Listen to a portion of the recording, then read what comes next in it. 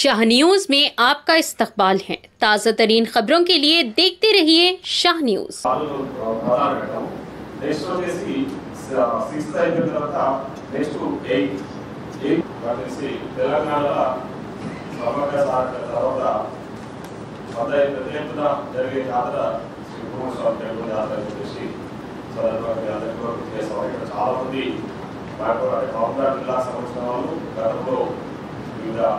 డిపార్ట్మెంట్లో పనిచేసే వాళ్ళతో పూర్తి జాతరకు సంబంధించిన విషయాలను కూడా తెలుసుకుంటే, ఎందుకంటే ఉమ్మడి మహబూబాబాద్ అంటే నాకు తెలుసు ఉమ్మడి మహబూబాబాద్ సెప్టెంబర్ 6 రోజు చాలా ఇంపార్టెంట్ ఏంటంటే అలంకరణ మహోత్సవము.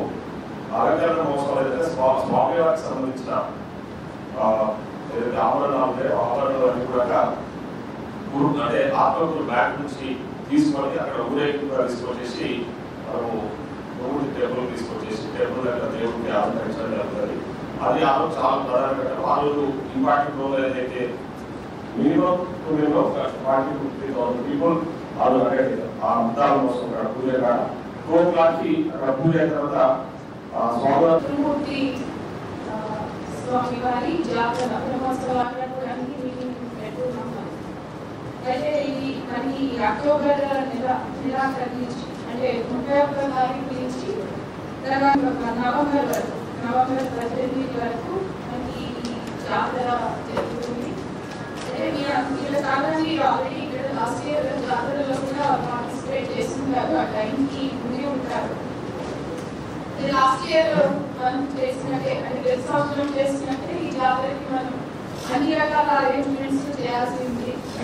ఇప్పుడు మన ఈవో గారు చెప్పినట్టు ఈ జాతరకి దాదాపు 4 లక్షల మంది వస్తారని చెప్పి భక్తులు జాతరలో పాల్గొనే అవకాశం ఉంది.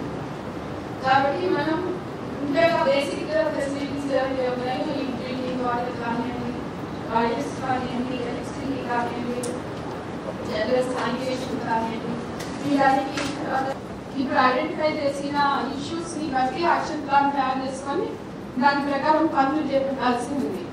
సో దీనికి సంబంధించి యాక్చువల్గా మనం జిల్లాలో ప్రతి ఒకసారి ఆ కమిటీస్ గురించి చేయాల్సిందిగా రెగ్యులేటరీ యాక్టివిటీస్ అనేది టేకప్ చేయాల్సిన వస్తుంది. అది తీసుకొని దాని ప్రకారం డిపార్ట్మెంట్స్ అందరూ కూడా తీసుకుంటారు.